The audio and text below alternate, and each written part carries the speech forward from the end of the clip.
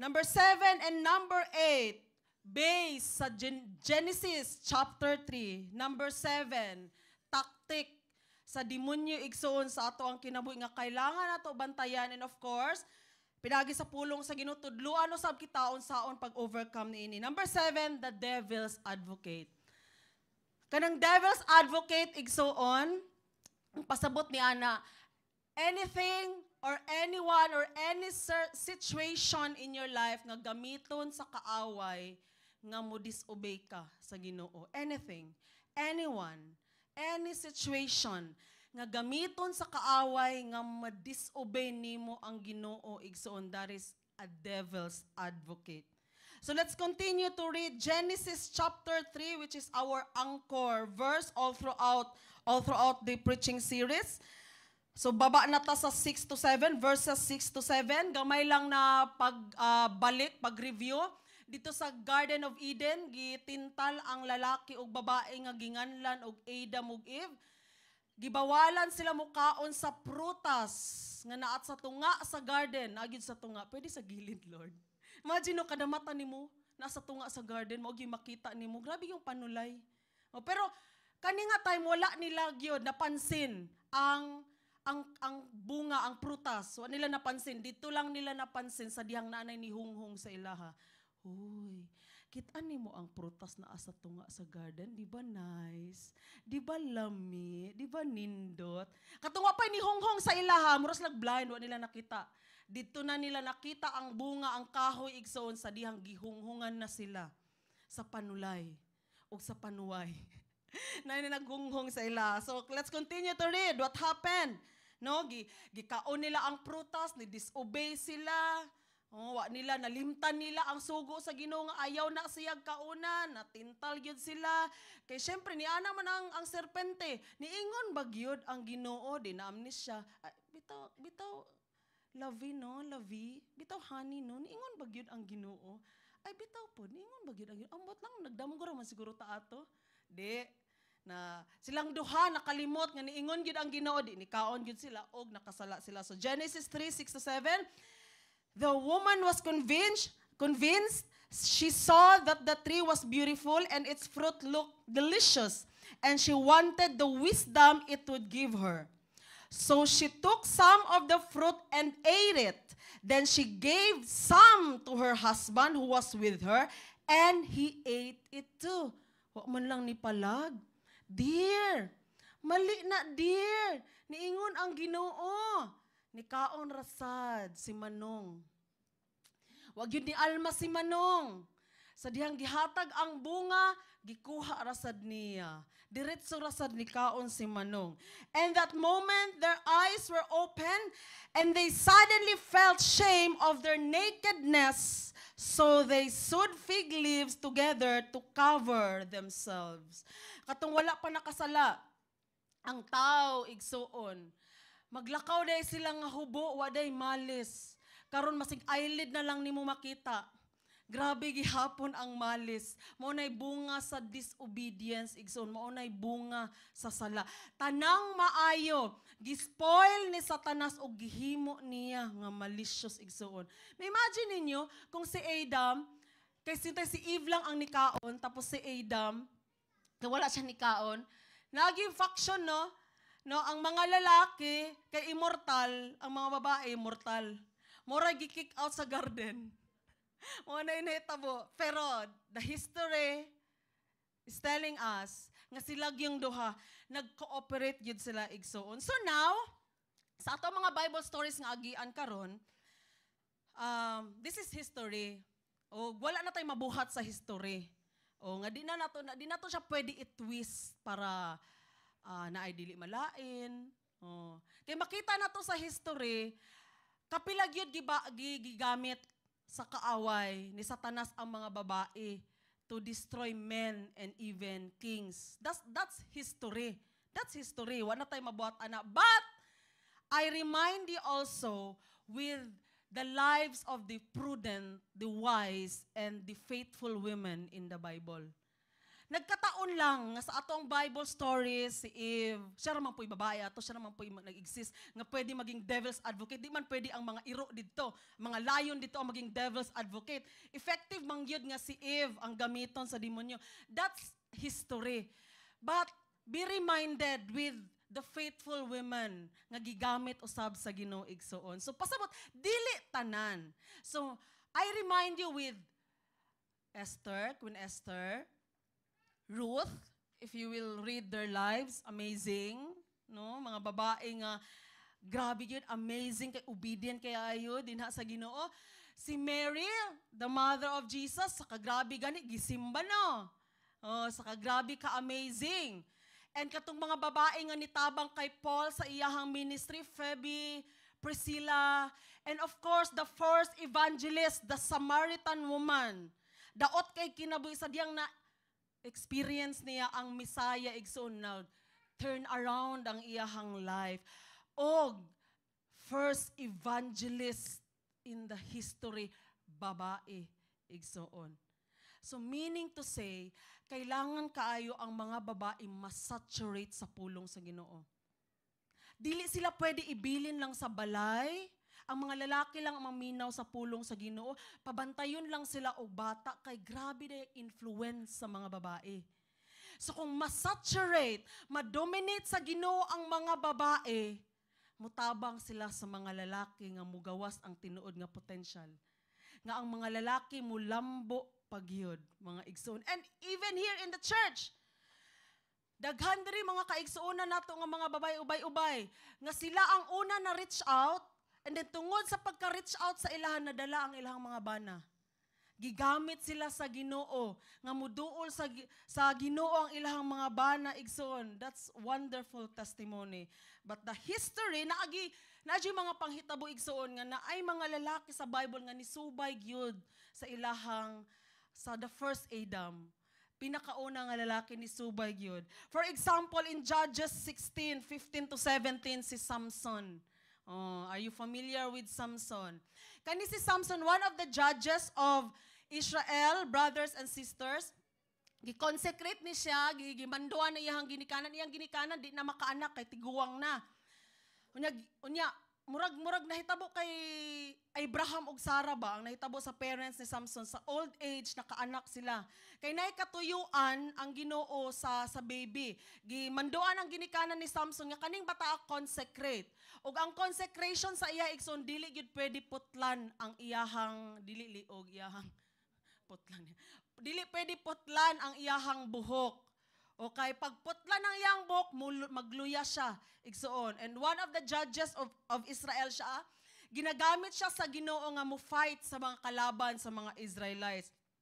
Ug karon, ampay gyud ni Samson ang mga Philistines, ang mga hintil, makalaban pag yun siya ma-in love.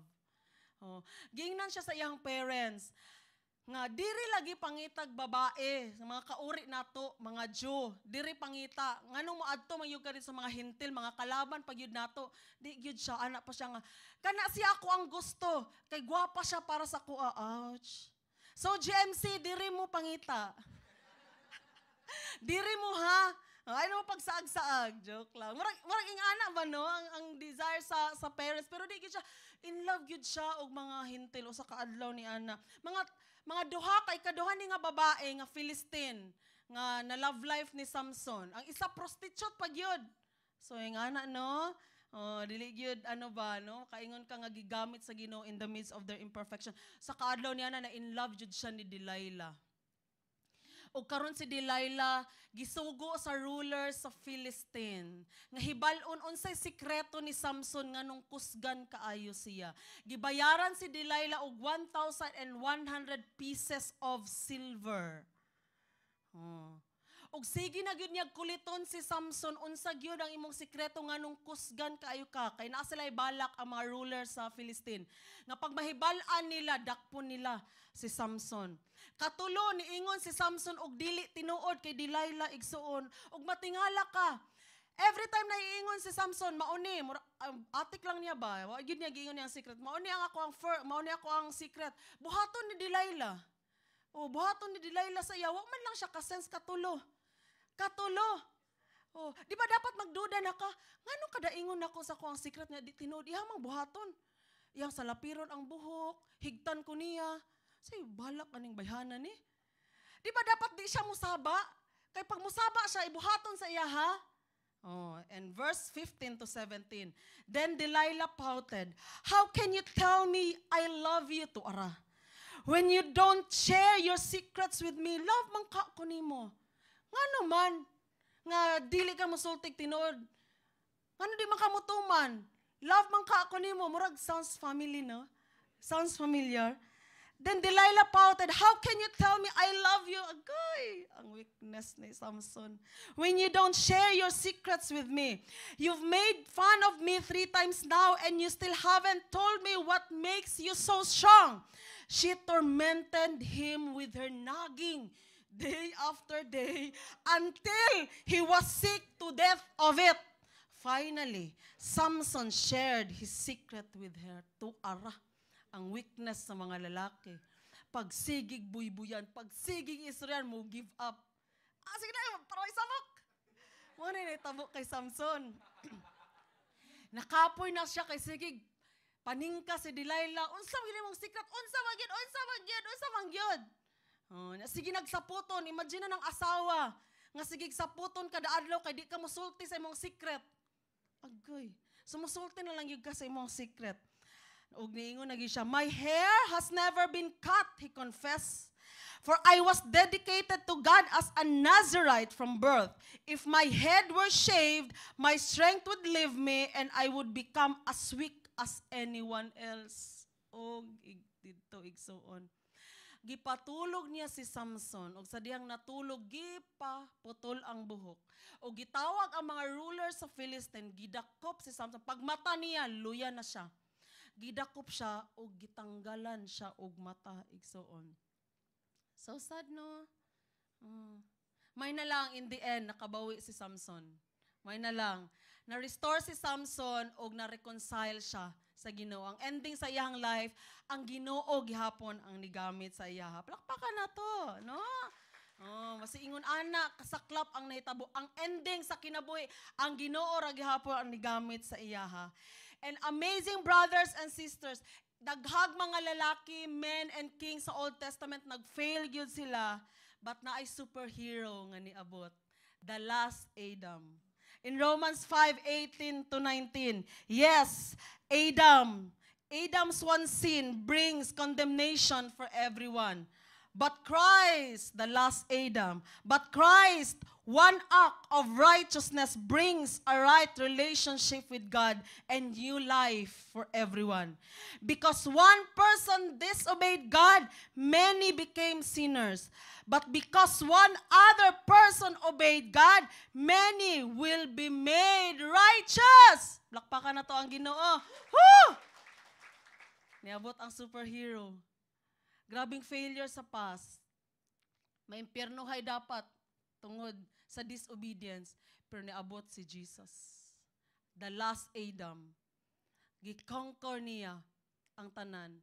Ang wala na overcome sa past igsoon. Gi-perfect yun ni Jesus. So right now, brothers and sisters, based on the Word of God, how do we overcome bad influences in our life? That is devil's advocate. Bad influences. Kay naagyod na igsuon. Wala tuo. Front and back. Naagyod. Even paggawas na to dinhi. Nagi mga bad influences. Samtang naapata sa kalibutan igsuon. Naagi gamiton si Satanas. Nga maluya ka sa imuhang pagtuo. O pag magpadala ka sa kaluyahon igsuon, madagit gyud ka. Mawala gyud ka sa sabakan sa Ginoo. So now, how do we overcome it, brothers and sisters? If there are attacks of devil's advocate in our lives according to the word that we have read, first, brothers and sisters, intolerance to what is wrong. This is one way, the first way to fight against bad influences of our lives, intolerance to what is wrong. Nga pag naay mali sa imong atubangan, nga pag naakay madungog nga mali igsuon, dili ka basta-basta lang mo agree ni ana. Although naay mga panahon igsuon nga no comment ka, pag wala ka sa lugar, pag wala ka sa posisyon, no comment ka. Na mga panahon nga mas healthy ang dili mo comment pero dili sa tanang panahon ing ana igsuon. Kay naagyo higayon nga dapat mo tingog yun ka igsuon. You know what? Si Eve, God's gift pa ni si Eve kay Adam. Katong wala pa si Eve, Mr. Lonely man si Adam. Mr. Lonely siya. Siya lang isa dito. Mga iring lang iyang kastorya. Dili lalim mga kamingaw sa kinabuhi. Mga iring lang, mga iro. Oh, ang makanding lang yung mga kastorya. Mr. Lonely siya. And then gimugna si Eve. Ingon nga God's gift sa iya. Pero usa ka adlaw ni ana, ang iyang God's gift, iyang kalipay. Nahimong happiness ni Adam si Eve. Pero usa ka adlaw ni ana, iyang kalipay, wa na na mao. Nitukmod na nga mo disobey siya sa Ginoo ug wala gyud ni tingog si Adam igsuon, wa gyud siya ni Alma. Usahay igsuon kanang dili ta mo tingog, dili ta mo say, actually sa tinuod lang, it's for our own convenience. Nganuman unsa may nagpaluyo ni anang maskig mali na imuhang nasa mga tubangan o labi na sa kinabuhi sa imong mga minahal, sa imong mga friends, o kay naman kay lugar ana sa mga kinabuhi sa imong mga minahal, sa imong mga friends. Nakita nimo nga mali na kay nadungog nga mali na, di ka mutingog, ang nagpaluyo ana igsuon kay di ka gusto mahasol. Di ka gustog samok. Kay pag mo react sad siya, grabing argument mahitabo. Ug di ka gustong ingon ana nga kinabuhi. Sama sa nahitabo kay Samson. Nga instead nga badlungon niya si Delilah, mas gipili niya nga i-disobey ang Ginoo. Instead nga makig-argue siya kay Delilah, very important, dili niya pwede isulti nga putlon iyang buhok. Okay, dako kay iyang purpose sa Israel. Siya ginagamit sa Ginoo mo fight sa mga kalaban sa Israel. Og tungod lang kay wa niya naantos ang pagpaningka ni Delilah matag adlaw, pwede man ta siya musibat. Di sa ko pakita 1 week. Pwede siya mo ana. Sibat siya 1 week. After 1 week, balik na sad siya. Munag gapon, lakaw na sad siya. Pero sa gibuhat ni Samson, mas gipili niya igsuon nga i-disobey ang Ginoo kaysa madlungon ang iyahang asawa.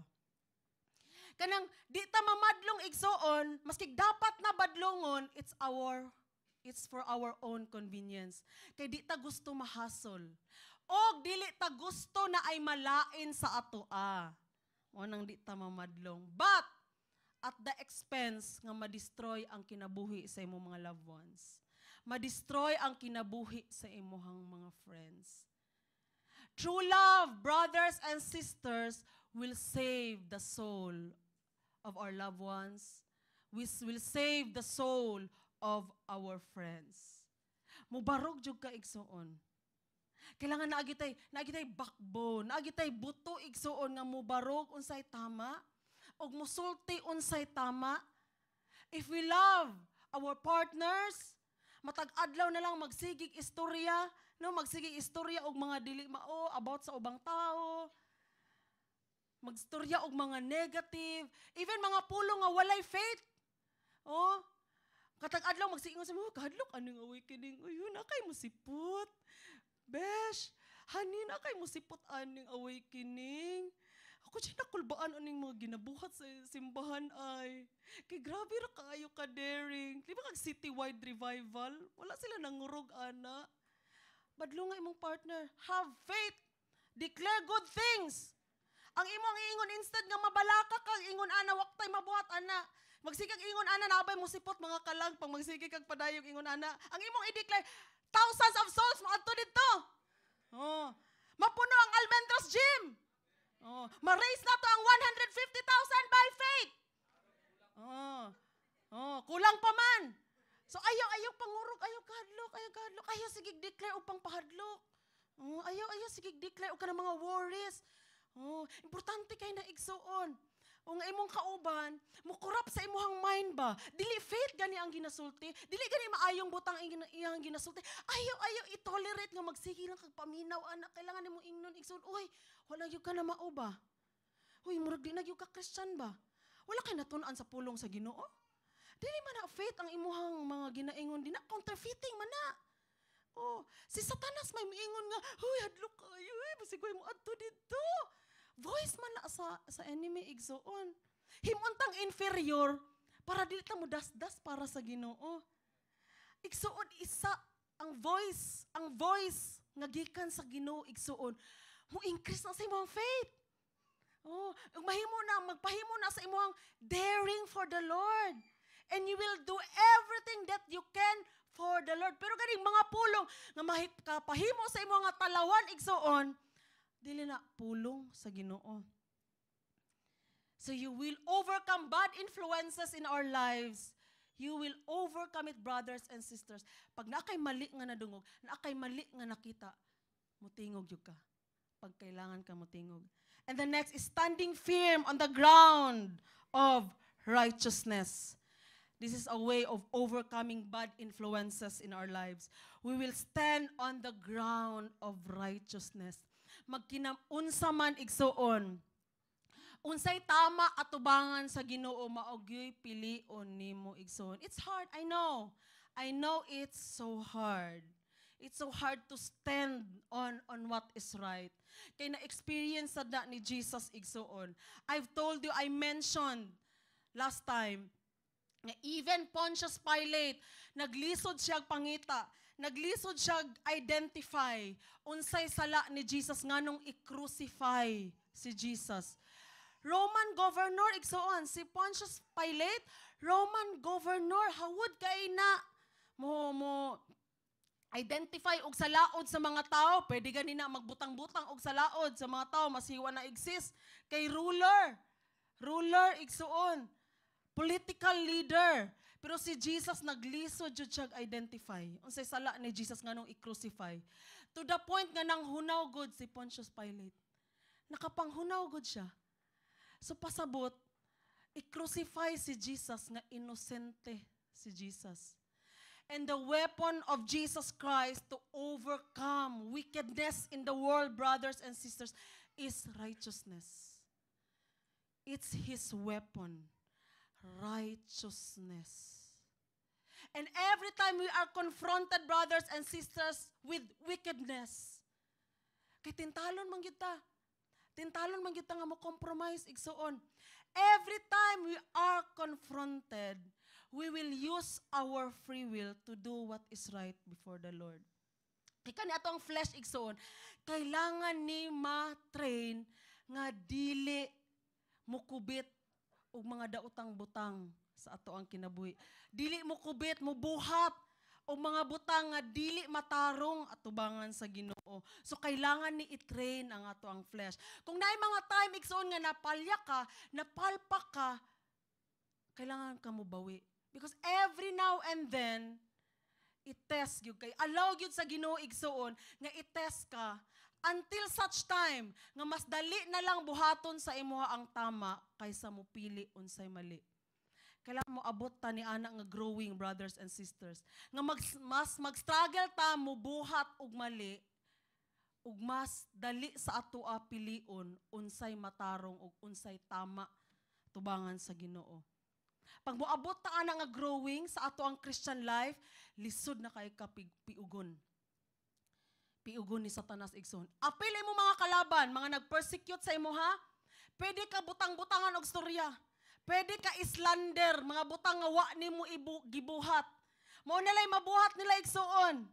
Islander ka nga way ebidensya. Butang-butangan kag sala nga walay ebidensya sama sa nahitabo kay Jesus. Pag weapon nimo righteousness, walay maingon ang mga tao nga mo persecute sa imo, unsag yun ang imuhang sala. So man sila maingon, buhat-buhatan na lang kag sala igsuon. Di nakapartake ka sa nahiaguman sa imuhang Ginoo. Nakapartake ka igsuon sa klase sa persecution nga maski wa kay sala, gi-accuse ka. That's the life of our God, of our Lord Jesus Christ. Just to please the Father. Amen? Just to please the Father. And the last thing to overcome bad influences in our lives, brothers and sisters, obedience to God alone. Nga wala kay laing tumanon nga pulong, Wala kay laing tumanon nga mando igsuon sa Ginoo lang. Pag mando gani nga dili iya sa Ginoo, pagpulong gani nga dili iya sa Ginoo, dili gyud na nimo tumanon igsuon because you are so sold out in obedience to your Father in heaven. Ug mao po nay weapon ni Jesus igsoon, powerful righteousness, powerful weapon ni Jesus. Obedience, powerful weapon ni Jesus igsoon. Pagbasahon nimo ang Philippians 2, grabe. Makabaw jud ka kay Jesus sa iyang ka-humble, sa iyang ka-obedience sa Amahan. Amazing. Please read Philippians chapter 2. Mabasa nimo dito igsoon unsa siya ka-humble, unsa siya ka-obedient sa Amahan, maski equal siya sa Amahan igsoon. Wow! You know, nang may kanta na gibuhat dinhi sa Sanctuary Band, Sanctuary of Worship Band. Ang composer day si Pastor day composer no. Humble servant. Actually, pag gamit magkantahon ako ng kantaha during my worship time, makahilak jud ko, kadaghan ko nakahilak anang kanta na dili tungod kay akong bana ang nag-compose. Dili tungod ana. Ang iyang message ba, ang impact gani nga kanang kumuton imong kasing-kasing sa ka-obedient ni Jesus sa Amahan, ug makaampo ka nga, Lord, himag ko nga obedient sa manimo. Lord, tabangi ko nga kani ako ang kasing-kasing, Lord, mahimong obedient sama kanimo kay dugmokon gyud ang ako ang kasing-kasing. Once balik-balikon ako ng statement, phrase sa kanta og katong sa Philippians chapter 2, sa obedience si Jesus, manimbawat akong balahibo, kumuton gyud ang ako ang heart. Wow, Jesus, grabe. Si Jesus. Wow, amazing kaiyang obedience sa Amahan igsuon. O gusto sa Ginoo, gusto sa ato ang Lord. Every now and then, every circumstance sa ato ang life igsuon nga matest ato ang obedience sa Amahan, gusto niya i-overcome nato. Nga mas importante sa ato ang mo-obey sa Ginoo igsuon, magkinaon sa man. Og ayaw ka hadlok, ayaw ka pressure, ayaw ka balaka nga sadyang mo-obey ka sa Ginoo, murag muguot ang imong kinabuhi igsuon because we are fighting our flesh. Our flesh, yes, this is very disobedient to God. Let's admit that. Ang ato ang flesh, disobedient gyud ni. Disobedient gyud ni. Oh, kitang tanan makaingon ana, walay excuse diri. Even ako, kitang tanan. Disobedient yun ang ato ang flesh igsuon. But our commitment, end of the day, in the end of our lives, ang Ginoo gyud ang matuman sa ato ang kinabuhi. Magkinaon sa. Siya gimo reign. Magkinaon sa man. Masig kapila mang dagma nga naka-disobey ka sa Ginoo igsuon, ay mo ang commitment. Sold out yun sa Ginoo. And sa imuhang kinabuhi igsuon, sold out yun ang Ginoo yun, ang imuhang pilion sa imuhang kinabuhi igsuon.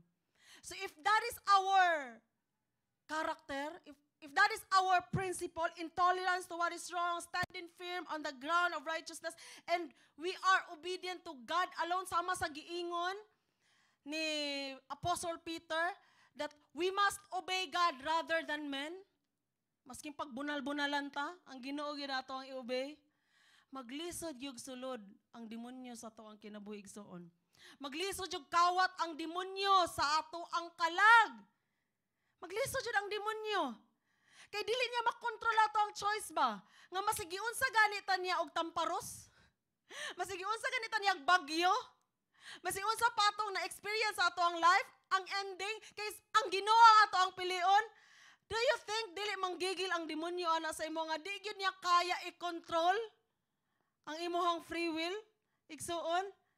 Wow, that is a very powerful Christianity. Kanang maglagot si Satanas sa imuha ba? Nga di siya ka-control gani sa imong obedience? O sa imong pagsunod din ha sa Ginoo? Di siya ka-control sa imong choices igsuon kay whatever happens, ang Ginoo gyud ang imong pilion sa imong life. Wow. Your Christianity is very, very powerful. First, the devil's advocate. Let us overcome it day by day. Every situation nga naay mo abot nga devil's advocate sa imong life, brothers and sisters, remember those words. And the number 8 and the last one, tactic of Satan. is the spirit of compromise. Mo kompromiso ka igsoon. Maskig sure kaayo ka unsay tinuod ug unsay tama, buhaton nimo ang dili tinuod. Mutuo kag dili tinuod ug mutuo ka, mubuhat ka unsay dili tama kay i-please nimo ang tao. Man pleaser. Mao nay entry point sa compromise. Man pleaser. Genesis 3:10-12 padayunon nato sa life gihapon ni Adam ug Eve. Diri na, nakakaon na sila sa prutas, naabri na ilahang alimpatakan, ilahang mind, nakabalo na sila unsay tama ug mali, nitago na sila kay naulaw sila nga hubo sila, so nakasala na gyud sila igsuon, og niabot ang Ginoo, og gipangita sila. Adam, asa naman ka? Si Adam magid ang gitarget. Si Adam gyud ang gitarget sa serpente nga makasala, gigamit lang ang babae, pero siya gyud ang gitarget sa serpente. Ipangita sa Ginoo sa Adam, Adam, asa naman ka? Huy, pakita na din ha, ay nagkaulaw. Asa naman ka? Wag yun, nagtago-tago yun sila dito kay has kanilang ulawa. So, Genesis 3:10-12, he replied, Adam, sa diyang nanawag ang Ginoo, I heard you walking in the garden, so I hid. I was afraid because I was naked. Who told you that you were naked? Diyan ang Ginoo. The Lord God asked, have you eaten from the tree whose fruit I commanded you not to eat? The man replied, it was the woman you gave me who gave me the fruit and I ate it. Namasangil na. Makambrasan dyan ni Ron. Namasangil na si Manong. Tubag po ang babae, nga, nikaon man sad ka. Na, makay-choice, di mo kaon. Maningka, magugka, magsige mo kag paningka, hindi ka mukaon. Sipat day ka, di ka mo mukaon dyan. Pwede po no, pwede po tubagon sa babae yung anak. Pero wala, kuhan yun, nagi blaming game nga nahitabo. Kay si Eve, ningon man po, ang serpente, mo ito'y kinalasan. Di ba pwede ba ingon si Eve nga, nikaon man po ka, anong nituman man po ka, pa ka nituman, no? Tatanay ng ani. Karon kaya ang gipasangin lang ni Eve, ang serpente. Di, to ara. Wala na, end na. Di, gipalayas yun silang duha. Sa Garden of Eden, og dito na kanitanan, na hiaguman na ito igsoon, kanang manarbaho ka nga grabe. Has ka nang itumay mong eyelid, pero munamunag yapon imong inipon, kay gamay lang sweldo.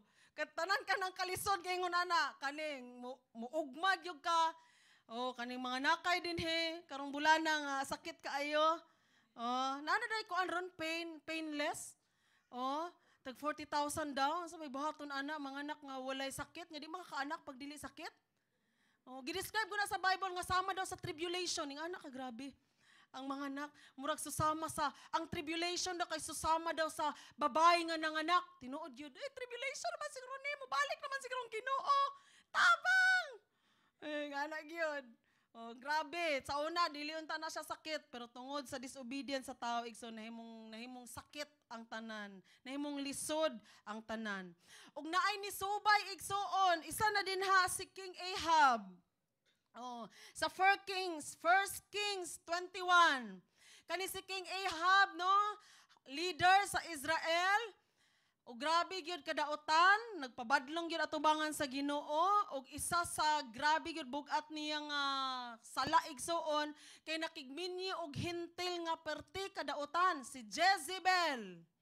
O pagkadaotan gayud ni Jezebel. Unya sa 25-26 niingon, no one else so completely sold himself to what was evil in the Lord's sight as Ahab did under the influence of his wife Jezebel. Under the influence of his wife Jezebel. Grabe ba ka-emphasis? Again, dili tanang babae gigamit sa kaaway. Di ba? Kay daghan pong babae nga gigamit sa Ginoo, kay kung tanang babae gigamit sa kaaway, wala unta ko diri karon. Di ba? Amen, pastor? Di ba ang Ginoo ni gamit sa ako? And his worst outrage was worshiping idols just as the Amorites had done, the people whom the Lord had driven out from the land ahead of the Israelites. Ang mga gods ni Jezebel igsoon, gi-worship po ni King Ahab. Kabalo ba mo na nahitabo diri nga, ambot na lang yun ni King Ahab, murag bata. Kay naay tag-iya, nabot ang pangalan, tag-iyang ubasan, vineyard ba? Nya, nagustuhan ni King Ahab ang katong ubasan, gusto niya kuhaon kay duol lang sa iyang palasyo. Karon si Nabot, wani sugot syempre, no ikaw pod no imuha gud na kay gikan dito sa iyang kanunuan nga ubasan. Taw sa kaadlaw ni anak kuhaon sa hari, di si wa siya ni sugot. Di kani si King Ahab murag bata ni uli, gisapot ng luod, naghilak-hilak wa ni kaon. Mura jog bata, walay buto, no? Di nakita siya ni Jezebel nga asawa niya nga daotan, di asya unsa man kadiha ngano di makamukaon. Ngano maghilak-hilak man kadiha ngano nagsigil makapanluod, ay kakaulo aning haria oy. Mura magbata, mura magsiben, pag naay dili makuha, di mukaon. Oh, mura jog bata. Di dili hatag ni Nabot ang iyang ubasan sa ako gusto ko to yung ubasan, dili niya ihatag. Di, ang daotan niya si Jezebel. Gina siya, mura makagdili hari. Ako bahala ana. Di, gipapatay ni Jezebel si Nabot. Ay, to'y ending. Gipapatay ni Jezebel si Nabot. Og nakuha gyud ni Ahab ang ubasan. Hari ang lalaki nga way buto. Mo na ending. Gamiton sa demonyo ang asawa mo buhat og daotan. Igsoon. Og may na lang, Matthew 4:1-11, na usab ang Genesis, murag na usab. Sa life, sa last Adam. Niabot na ang superhero. No? Nga mo change sa tanang gi-fail sa past. Gi-overcome sa ato ang superhero. Matthew 4:1-11. When Jesus was led by the Spirit into the wilderness to be tempted there by the devil, for 40 days and 40 nights, he fasted and became very hungry. During that time, the devil came and said to him, nag-fasting si Jesus, before siya nag-ministry yun, if you are the Son of God, tell these stones to become loaves of bread. Good, tentasyon sa pagkaon, craving for food. But Jesus told him, no, the scriptures say, people do not live by bread alone, but by every word that comes from the mouth of God. Wow, against craving sa food, igsoon mao ni tubag. No, tintalon kag pagkaon mao ni tubag. People do not live by bread alone, but by every word that comes from the mouth of God. Then the devil took him to the holy city, Jerusalem, to the highest point of the temple and said, if you are the Son of God, jump off, for the scriptures say, He will order His angels to protect you. Quoting Psalm 91. This is Psalm 91. He will order His angels to protect you, and they will hold you up with their hands so you won't even hurt your foot on a stone. Using the word of God in vain, something that is have no sense. Butang nga walay pulos, trickery, twisting of the word of God. Jesus responded, the scriptures also say you must not test the Lord your God. Pag itwist ang pulong sa Ginoo igsuon, naihunghong sa imo nga itwist ang pulong sa Ginoo, mao ni itubag nimo igsuon. You must not test the Lord your God. Next, the devil took him to the peak of a very high mountain and showed him all the kingdoms of the world and their glory. I will give it all to you, he said, if you will kneel down and worship me. O gingon ni Jesus, get out of here, Satan. Katong pagkaon lang, twisting sa word na antos pa ni Jesus. Sa diyang gipaluhod na siya kay Satanas, wa na gyud ni ulbo na gyud si Jesus. Pahawa, Satanas, layas. Pasabot igsoon, walay lain nga pwede mo dawat sa ato ang worship ang Ginoo ra gyud. Anybody, anything nga magpa-worship igsoon, mao ni tubag nimo. Get out of here, you. Pag na mga butang nga mutukmod sa imo nga mo worship aside from God, mao ni tubag nimo, get out of here. And Jesus told him, for the scripture says, you must worship the Lord your God and serve only Him.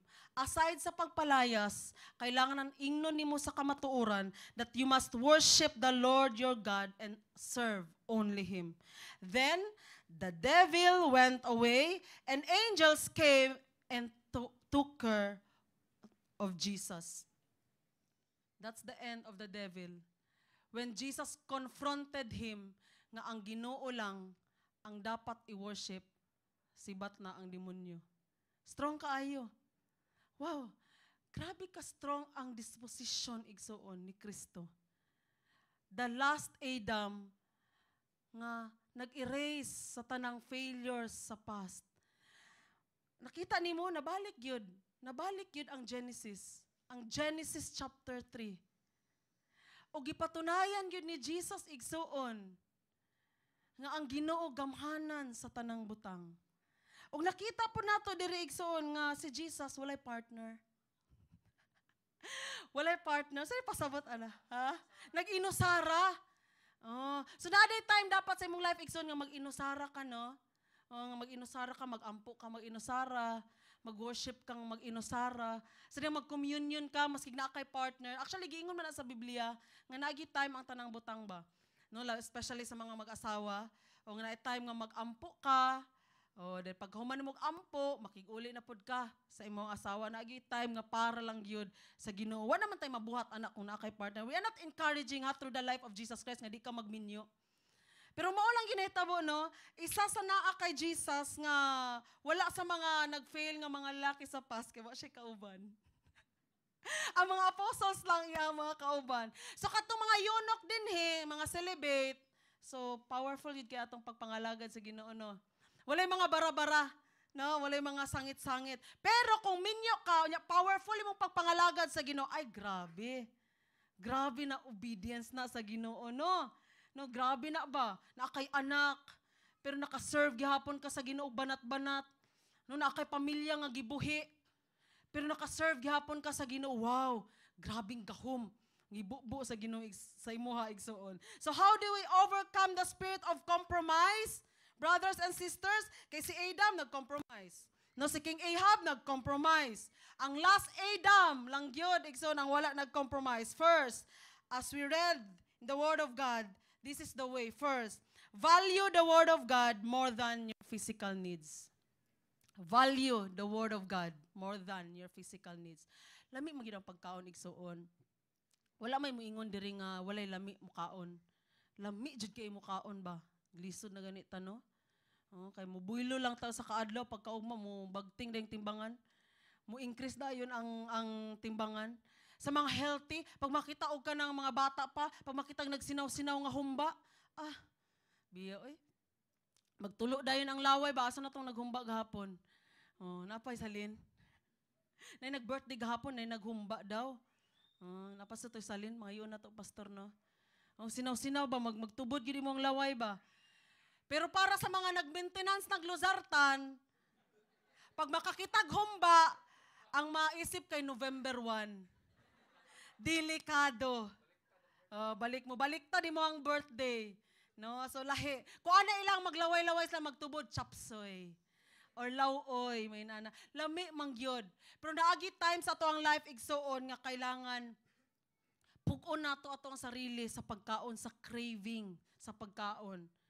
Na mga circumstances, mapagagmay or mapadako, nga kailangan i-tame na to ato ang flesh, nga dili na to maging God ang food. Wahata kong example. For example, I encourage you during Sunday service. During Sunday igsoon, ang pinaka-importante, ang pagpaminaw nimo sa pulong sa Ginoo, ang pag-worship sa Ginoo. Ang pagpanimbahon gyud nimo ang importante igsoon. So kung ang pagkaon ang makadala o hinungdan, ang pagkaon ang hinungdan nga dili ka makasimba og tarong igsoon, you need to do something about it. Okay man buntag sa iyo makakaon pa mog tarong sa Sunday, makakaon mog tarong jud. Pero kung mao nay hinungdan nga dili ka makasimba og tarong tungod sa pagkaon, kailangan pangitaanan nimong pamaagi igsoon. I encourage you. Pwede no, lutuon na nimo gabi. Oh, tahay ka ng adobo. Di ba, maabtan man nagbuntag, dili man na mapanos. Pero kung healthy pa ka, I suggest mag-abstain ka Sunday morning. Kung nga skip ka og meal, sacrifice nimo for the Lord. Pero kung dili na ka physically healthy, pwede ka magpandisal sa morning. The point is, brothers and sisters, importante during Sunday, importante priority nimo igsoon maminaw sa pulong sa Ginoo, mudayig sa Ginoo. Preparasyon sa pagkaon igsoon nga maoy makapadugay sa imuha, ipabaw na nimo sa Ginoo. Ipabaw na nimo igsoon. Kay mas importante nga makaadto kag sayo sa Sunday, makahimaya, makadaig, makapaminaw sa pulong sa Ginoo. Kay kana mayang buntag sa Sunday nga walay tarong preparasyon, daghan ka aside sa walay pagkaon mga sapot-sapot. Oh. Inyong mga medyas, wa pa nakuan, pa na-prepare, wa pa na plancha, mga suoton, hala, sa buntag pa sa Sunday. Apil na, di lang pagkaon. It's taming our flesh, brothers and sisters. Andamon yun nato ang Sunday. I-consecrate yun nato ang Sunday. Ikso nga, para yun sa Ginoo. Amen? O, tanang pagpamlansya, pagpangitag medyas, pare sa imong medyas. Tanang preparasyon sa pagkaon tanan, ikso nga gamiton, devil's advocate. Gamiton ni Satanas, ikso nga makompromiso ay mga pagpanimba, nga nag-worship ka, gisapot ka ni mga tawanan ni, ang medyas, o na paris, ang mga sinina, mga kunot kayo, dalaygon ka, just bantay lang mo na makusian, yun mo na kaon niyo, dalaygon ka, Diyos, ano, wa na. So let's train ourselves, our flesh brothers and sisters. Number 1, pagkaon. Kaya na to mo-abstain?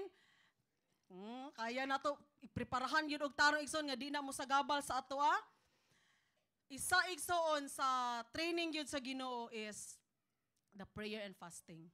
And speaking of which, I thank our brothers and sisters last time na human na to ang 3-day fasting, no, para sa awakening. Tanang fasting ay mong gibuhat, dry fast, nag-water lang ka all throughout 3 days. Na nag-dry fast, na nag-water lang, na uban nag-inom slag Milo, na uban nag-Daniel's fast. Ang ilalang gi-give up kay rice ug meat, gulay ug veggies, mga veggies ug mga fruits lang ang ilahang gikaon. We praise the Lord. Pakpakan na to itong mga kaigsuunan, be. You know what? That is a powerful training to our flesh, kanang fasting igsoon. Matingala gyud ka. Pag murain gani ang Antichrist, sa Roman Empire, nahitabo naman o giingon sa Revelation, pag murain gani ang Antichrist, isa sa gamiton pagkaon yun. Maoy number 1. During sa Roman Empire dati, nahitabo na nga ang mga Christians, pag Christian ka, dili ka kapalit og pagkaon. Mao siya gamiton. So kanina yung pagkaon no, gan mo level sad sa Ginoo ba no? Okay, gamiton yun di taning. O pagkaon, igsoon. So importante kayo, healthy kayo nga Christian life, igsoon. Matame ni mo ang self sa craving sa food. Og number 1 training, fasting. Okay, wala ta kabalo. Basig ma-experience na po na ito na kay sa Roman nga time. Na-experience man sa mga Christians. Pag Christian ka, dili ka kapalit o pagkaon. So, kung balik na sad na, unya, hidlaw kay kag pagkaon, ako i-deny gid mo imong faith. Igsoon. Kaya importante yun ang pagkaon. So, the point is, it's very important for us, brothers and sisters, it's very important for the health of our spiritual life nga mag-give up yun na to ato ang mga cravings sa food, sa ato mga physical needs, o uban pang butang nga mubara sa imong pagpangalagad sa Ginoo. Mga damgo nimo, bantayin na. Nag-promote focus on the goal, pero bantay usab igsoon nga imong goal, ang ending Christian gihapon ka. Amen? Dili ka malayo sa sabakan sa Ginoo igsoon. And use the word of God not for your own convenience. There is also a way not to compromise, brothers and sisters. Use the word of God not for your own convenience. Unsa to makasatisfy sa imuha, para sa imong kaugalingon igsoon, dili nimo gamiton ang pulong sa Ginoo. You will not live by those things. It twist. Uy, niingon ang Romans 5. Since grace abounds, in the midst that sins abounds, grace abounds even more. As okay lang, maato-ato ko sa mga bar, mukuyo ko sa mga friends mag-inom-inom. Kay when sins abounds, grace abounds even more. Gamiton ang pulong sa Ginoo ba para mabuhat nato ato ang gusto igsuon. Walay ingon ana. Ang pulong sa Ginoo igsuon ang gingharian sa Ginoo ang maka-benefit ni ana. Dili na siya for personal use. Labi nag personal use nga makadaot sa imo ug makapalayo sa imo sa Ginoo. Dili gyud mo kuman ang Ginoo sa imo igsuon. Uy, ambak kay nag-ingon ang pulong sa Ginoo nga pag moambak ka, ang mga anghel mutabang sa imo. Wala gyud niingon ang pulong sa Ginoo igsuon nga kanang ala sige, pag inom og hilo kay pag moinom kag hilo di ka mamatay. Katong nahitabo sa Mark 16, ang panghitabo ato igsuon na mga circumstances kay namang koy mga simbahan nga gitest gyud nila ang Ginoo ba. Ang tibuok congregation ni inom og hilo. Kay niingon ang Mark 16 nga pag moinom og hilo di ka mamatay. Twisting the word of God for personal agenda, di na to pwede gamiton ang pulong sa Ginoo na igsuon. Ang Mark 16, during nag-mission sila, mga gi-persecute sila, unya, ang ilang mga pagkaon, gibutangag hilo. Dili nang ikaw mismo mo inom og hilo. Unya, i-test nimo, no? Hilo sa ilaga. Uy, nahilo sa ilaga, diri, imnon ako ni, kay di man daw mamatay. Pag Kristohano na ka, agoy, ingnon ta ka, mamatay yun ka. Mamatay yun ka pag mukaon kag hilo sa ilaga igsuon. Na magbantay ta na kay nahitabok 5 ka congregation, giasa leader kay niingon ang Mark 16 nga pag muinom og hilo, dili mamatay di ang tibok congregation namatay igsuon kay nag-inom og hilo kauban sa ilang leader. O papaaksad og bitin nasa nahitabuan na. Naibal-an na mga church, naibitin silang palpit. Ug mga members sa church gipapaak og bitin kay di daw mamatay giingon sa Mark 16 pagpaakon og bitin. Man to gituyo nga nagpapaak ang mga apostles og bitin. As much as possible, ang mga apostles mo iwas og bitin, hilo. Wala to nila hiluan ilang mga kaugalingon igsuon. So twisting the word of God. Di gyud moingon ang Ginoo sa imo igsuon nga ambak kay i-save ta ka. Pag mo sambak ka igsuon, sure jud mamatay yug ka. Pag mata nimo kalayo na. Kay nang hikog ka pag mo ambak ka igsuon. So we should not use the word of God to test him, to prove that we are so powerful. We should not use the word of God to prove something in ourselves. The word of God is for the salvation of many and for His glory. And give your worship and service only to God, brothers and sisters. Sa tanang panahon, kada gani mo worship ka sa Ginoo igsoon, pasabot ana, gi-please nimo ang Ginoo. Worship, you please the Lord. So pasabot igsoon, wala kay laing i-please sa imong tibok kinabuhi ang Ginoo ra gayud. Kailangan i-please. Matag buhaton nimo igsoon, huna-hunaon nimo, ma-please ba ang Ginoo ani? Matag iingon nimo igsoon, mag-realize jud ka, na-please ba ang Ginoo sa ako ang giingon? Na-please ba ang Ginoo sa ako ang gibuhat? So magbantay ta brothers and sisters, kahapit na ang November 1. Matingala ko sa akong mga friends na uban nga Christian, kay karon mag-post og God is holy, holiness, mag-post og holiness. Taod mag-post nga mamaligya og mga maskara sa mga abat. Para karong November 1. Nalibog na gyud ko unsa gyud ni siya. So magbantay ta na igsoon ha. Pila ka bulan Christian ta pag abot sa November 1 nilubad ra tag kalit. Nga ato ang mga nabuhat, mamaligyag mga mag-tricks and treat, mga Halloween. Actually, karang November 1, nindot man ta na ba? Mag-remember sa mga ato ang mga minatay nga mga nipanaw na nga mga gihigugma, mga hinigugma sa kinabuhi. Di, ang November 1, igsoon, di na panahon sa mga abat, okay? Dili na abat ang naadin ha. Mag-remember sa atong mga minahal sa kinabuhi nga nipanaw na igsuon. O di na siya kawakwakan. Wala ing ana ha. Wala ing ana nga kawakwakan sa November 1. Iya na sa demonyo igsuon. Magsuot-suot kag mga kalabera. Mainani iya na sa demonyo. Magbantay ka ani-ana. Nga Christian na kanya. Mag-apil-apil kag mainana. And of course, during votation igsuon, matingala ko sa mga Christian. Nganong i-promote man ang nag-claim nga Son of God. Unya niingon nga siya daw ang mupirma sa atong kaluwasan sa Book of Life. Unya niingon nga ang mga Trinity kay iya sa demonyo.